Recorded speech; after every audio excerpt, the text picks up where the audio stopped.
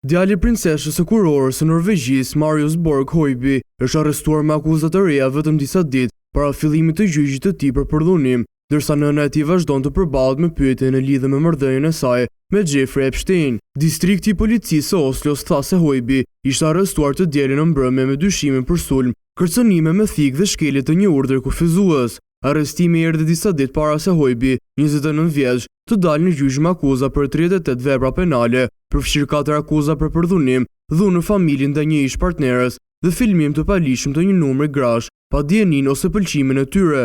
Gjyqi pritet të fillojë në Oslo të martën dhe të zhvillohet gjatë 7 javëve. Høiby ka mohuar akuzat më të rënda, përfshirë ato të abuzimit seksual.